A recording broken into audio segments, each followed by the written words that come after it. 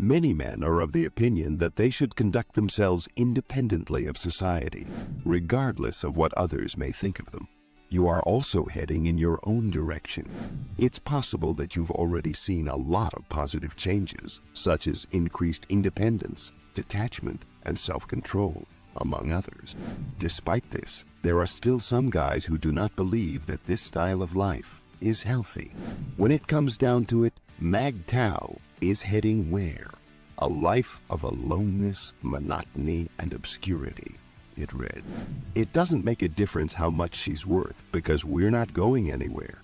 So there's no point in worrying about it. Be wary of women since they are prone to changing their thoughts at any time and for any reason.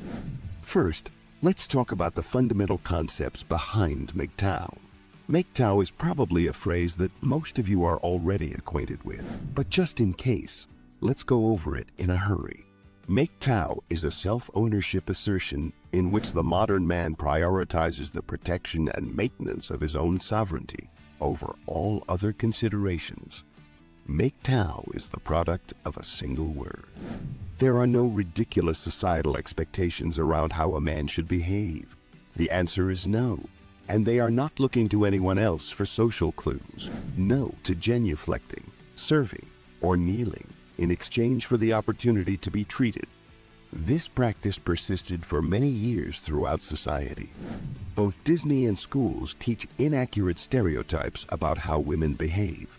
In point of fact, both Disney and the schools painted an inaccurate vision of how women are, which has led thousands of men astray. Disney's portrayal of women was particularly problematic. Divorces, the unequal treatment of men in the justice system, and the dissemination of negative messages about men are simply the tip of the iceberg.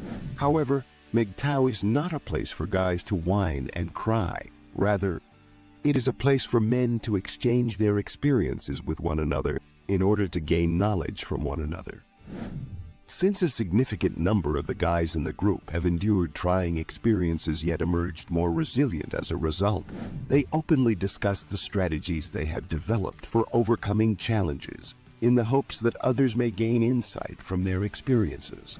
If you can learn from your own mistakes, then you are intelligent. However, if you can learn from the mistakes of others, then you are wise. Because of this movement, it is possible for men to avoid wasting thousands of dollars and numerous sleepless hours by adhering to this ideology. It was always our intention to arrive to a condition of heightened consciousness, and now we have arrived. People's fundamental reason for having a poor opinion of religion is because of its association with fanaticism. There are many religious people who have engaged in such behavior. But the practice of religion in and of itself is not the problem. The problem is how people make use of their faith.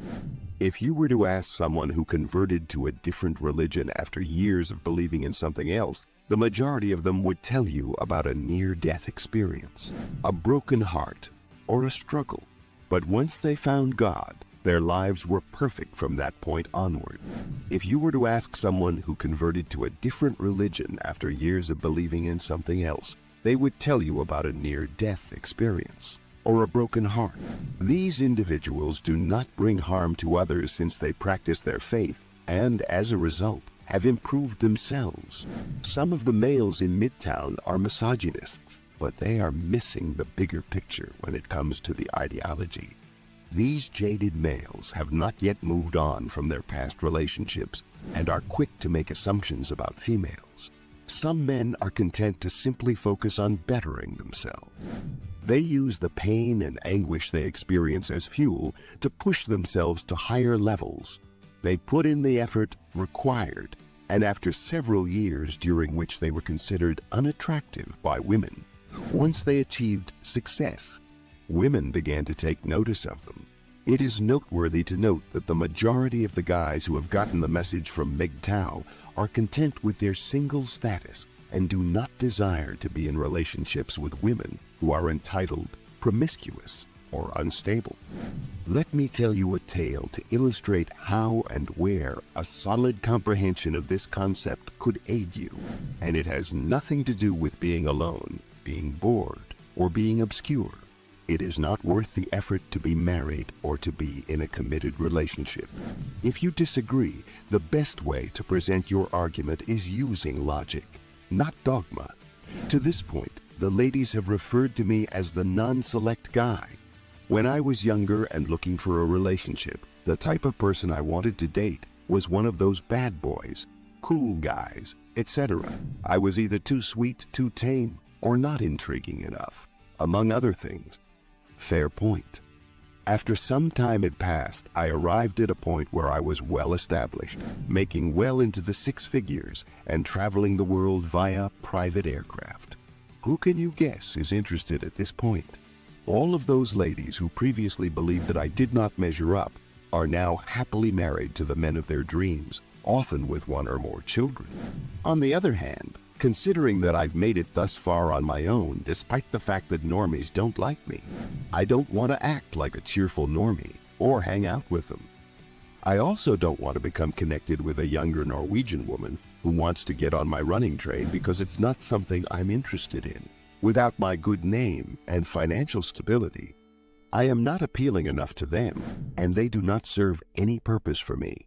At this point, there is nothing that they can do that will have any kind of meaningful relationship to me. It is essential to at least have a fundamental relationship.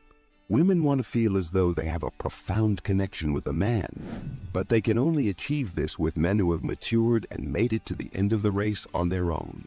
When it comes to a man's troubles, women could care less. Instead, they wait for everyone to cross the finish line before choosing a winner. This is nothing more than a ruse on their part, since they are trying to cover up the reality that they are getting older by asserting the existence of some unproven form of magic.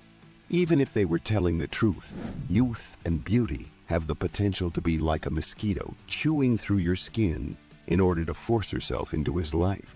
When you are young and your brain is still in the process of developing, this is the ideal time to establish a foundational link. Unfortuitously, at that age, women are interested in other types of men, and her primary bond is actually with those men, because she would always have a relationship with them if she marries them. Pair bonding is pretty much a thing of the past if she goes through with a marriage. The pursuit of spirituality is frequently embarrassing. Things of the new age diminish grown-up love. All of these things restrict the things that you can do.